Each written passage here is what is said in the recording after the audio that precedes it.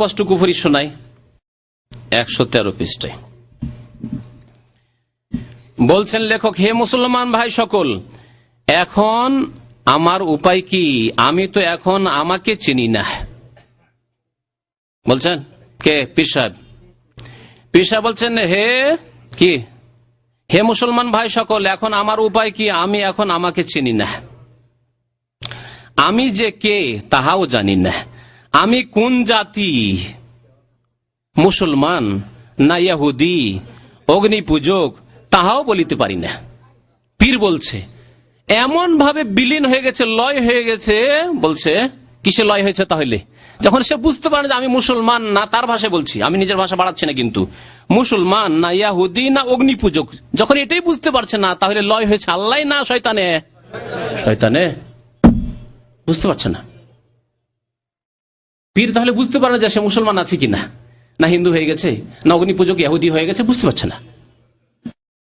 তারপরে শুনে আরো মজার কথা, আমার বাড়ি কি পশ্চিম অঞ্চলে, বাংলাদেশের পশ্চিম অঞ্চলে, রাজশাহীর দিকে, না চিটাগাঙ্গে? তারপরে পশ্চিম অঞ্চল তো অখণ্ড ভারতে পশ্চিম অঞ্চল, আবার সীমান্ত প্রদেশ, এইদিকে পাকিস্তান এলাকাকে বলা হয়তো, বুঝছেন না? পশ্চিম অঞ্চল বাড়ি না পূর্ব অঞ্চলে, পানিতে না তটে, কিছুই আমি জানি না। এখন আমার শুনেন, এখন আমার মাকান হয়েছে লামাকান। আমার মাকান হয়েছে লামাকান, মানে আমার যে স্থান ছিল স্থানই নাই। লামাকান মানে কোনো স্থায়ী নাই। আমি যখন কোনো স্থায়ী নেই, তখন অবস্থানও নেই, মুসলমানও নেই, কিছু বুঝি না। জি,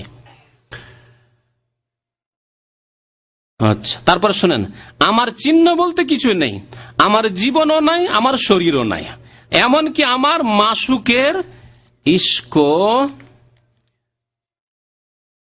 এমনকি আমার মাসুকের ইস্ক এখন ভুলিয়া গিয়েছি। আমার বলতে আমার এখন কিছুই নেই। মাসুকের মানে আল্লাহর ইস্কে যে পাগল আছে, তাও ভুলে গেছে, সব ভুলে গেছে। আমার বলতে আমার আর কিছুই নেই। বলুন, এই কুফরি কথা নকল করা হচ্ছে কার থেকে?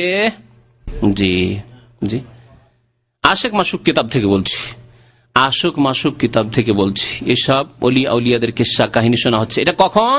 এটা ফানাফিল্লার স্থানে গিয়ে। হ্যাঁ, কারণ তার আগে বলছে দরিয়া ডুবা ব্যক্তি যেরূপ পানি ছাড়া কিছুই দেখে না। মানুষ পানিতে ডুবে গেছে, তাহলে আর কি দেখবে? পানির তলে চলে গেলে সেই রূপ সালেক ও খোদা ছাড়া কিছুই দেখে না এবং কিছুর খবর রাখে না। কি অবস্থায় কি দেখিবে তারও কোনো খবর থাকিবে না।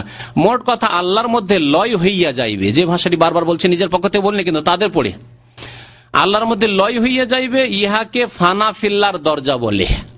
ফানাফিল্লার দরজা বলে।